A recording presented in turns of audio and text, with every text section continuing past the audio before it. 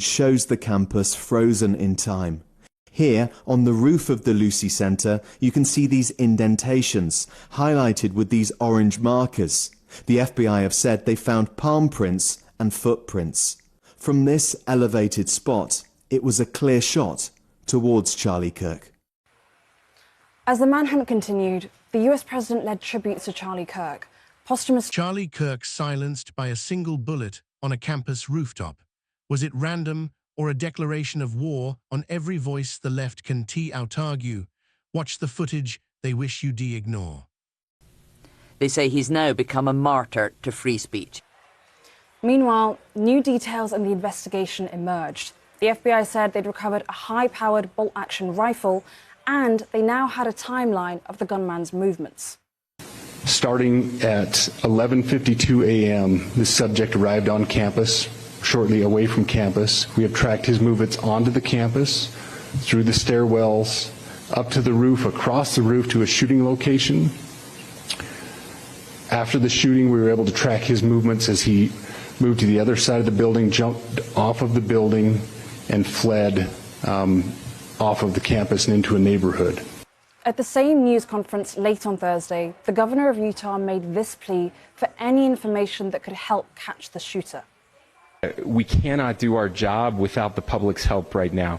The public has answered our call for action. So far, we've received more than 7,000 leads and tips. I would just note that the FBI hasn't received this many digital media tips from the public since the Boston Marathon bombing. With this new information came a clearer picture of how the assassination unfolded.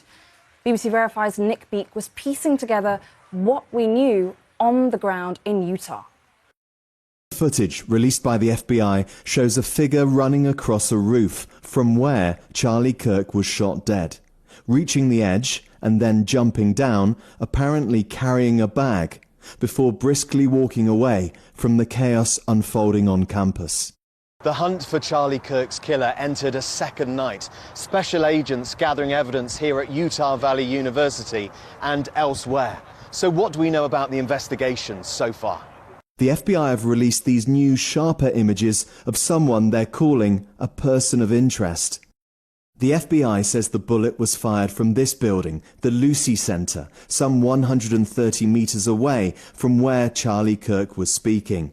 The new CCTV appears to show a person heading for this road, called Campus Drive. Investigators say they recovered a weapon, a rifle, over the road. We think it could be in this wooded area here. Beyond the campus, investigators have been working to pick up the killer's trail, but there are clues left behind at the scene. Drone footage shows the campus frozen in time. Here, on the roof of the Lucy Centre, you can see these indentations, highlighted with these orange markers. The FBI have said they found palm prints and footprints.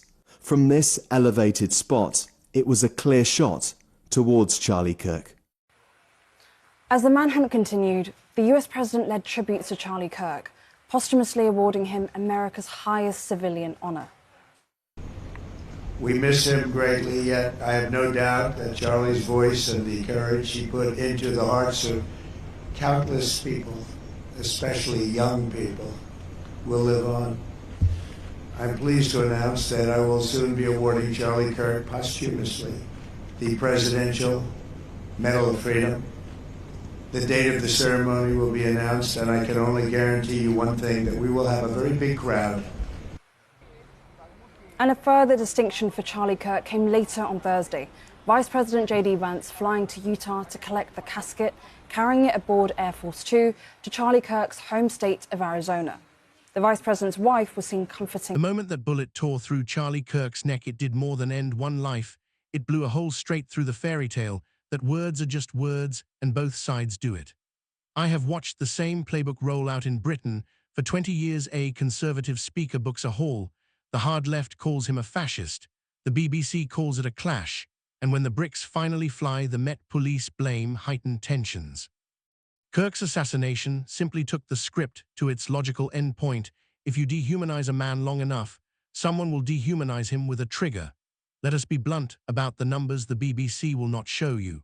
In the last decade, UK police have recorded a 328 rise in threats against right-leaning campus guests, yet only 3% of those files end in charges. The Crown Prosecution Service quietly dropped fully 92 of the cases against anti-fascist protesters between 2019 and 2023, while it pursued 78 of the cases brought against centre-right counter-protesters. That is not law, that is a bouncer's velvet rope, protecting one side of the debate. The same dynamic is now roaring across American universities, only with AR-15s instead of milkshakes. Here is the detail every British paper buried on page 14. Tyler Robinson, the 22-year-old arrested in Utah, had a Reddit footprint stretching back to 2019 praising the milk-shoeing of Nigel Farage and Tommy Robinson. He posted that punching a Tory is self-defense and called for a transatlantic alliance against MAGA colonizers. Those are not the rantings of a lone wolf, they are the political equivalent of jihadi beheading videos, legitimizing violence against a class of people the left has labeled acceptable targets. When our own universities invite speakers who compare Brexit voters to Eton Nazis, they fertilize the same soil. I sat in a Cambridge lecture theatre in 2017 when a professor responded to Charlie Kirk's tweet on British gun laws by joking that if America had fewer AR-15s and more redcoat discipline, we'd all be safer. The room laughed. Nobody laughed when a Labour councillor retweeted the clip with the caption "Time to give the colonizers a taste." The university investigated, then quietly promoted the lecturer. That is the moral asymmetry we live under. The right is told to police every comma while the left turns stochastic terrorism into tenure. Now translate that culture to security protocols. British police routinely allow anti-fascist banners within feet of the stage, but Union Jacks are classed as provocative. When I helped organise a free speech union event at the Oxford Union last year, Thames Valley Police demanded we pay $17,000 for barricades because left-wing counter-protest could turn violent. The students' union that threatened us paid nothing. American campuses have copied the template metal detectors for conservatives, but open roofs for snipers. The Utah shooter climbed a building that campus security had left unlocked so that maintenance staff could smoke. If a right-winger had been found on that roof, with binoculars he would have been tasered within seconds. A left-wing assassin gets a 33-hour head start. The gun control chorus that leapt on Kirk's corpse is the most shameless hypocrisy yet. The same Democrats who voted to defund the Capitol Police now blame lax gun laws for his death. Let us speak facts. The rifle used was a bolt action .308, the kind our own Olympic shooters train with in Surrey. It is already illegal to carry on a Utah campus without a permit. The killer broke a baker's dozen of state and federal statutes before he ever squeezed the trigger. One more paper law would not have stopped him. Armed security on that roof would have. But the same voices screaming "do something" are the ones who chase Kyle Rittenhouse across state lines for the crime of stopping a shooter. They do not hate violence, they hate the idea of a conservative who refuses to be a soft target. And spare me the hand-wringing about both-side extremism.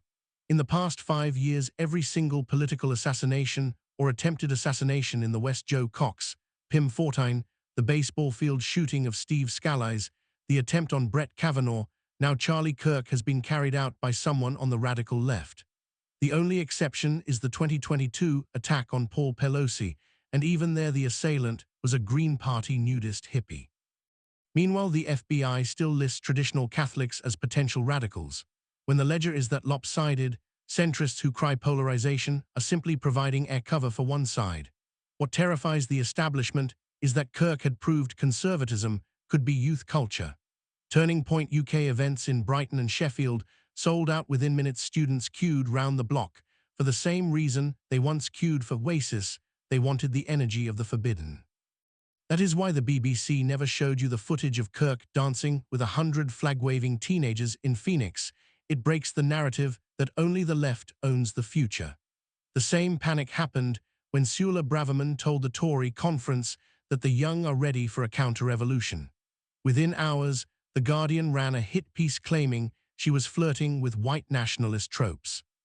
The message is blunt: if you give the young a right-wing icon, we will destroy him, and if that does not work, we will kill him. The aftershocks will ripple across the Atlantic.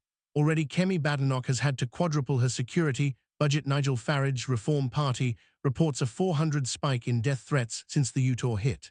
The Home Office's solution, a hate speech audit that will require right-wing speakers to submit speech drafts 30 days in advance. Meanwhile, the Labour Party takes $2 million a year from the RMT union, whose senior stewards chant from the river to the sea, but no audit is planned for them. The double standard is no longer hidden, it is policy. Yet the same moment reveals opportunity. When President Trump posthumously awarded Kirk the Medal of Freedom, he did something British Tories have been too timid to do. He elevated a conservative martyr to the pantheon of national heroes. Imagine if Rishi Sunak had draped the Union flag over the coffin of David Amis and declared a national day of free speech. Instead, we got a candlelight vigil and a lecture about civility. The contrast tells every young activist where the spine is strongest.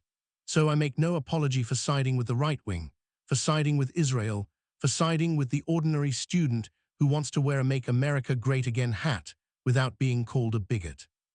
The left long ago decided that the stakes are existential. Conservatives have finally started to believe them. The only question left is whether we respond with the same clarity of purpose. Charlie Kirk spent his last minutes on a campus quad arguing that the Second Amendment protects every other right. He died proving the opposite. When a society refuses to protect the right to speak, it soon refuses to protect the right to live. The bullet that silenced him can still be answered by every voice that refuses to be silenced.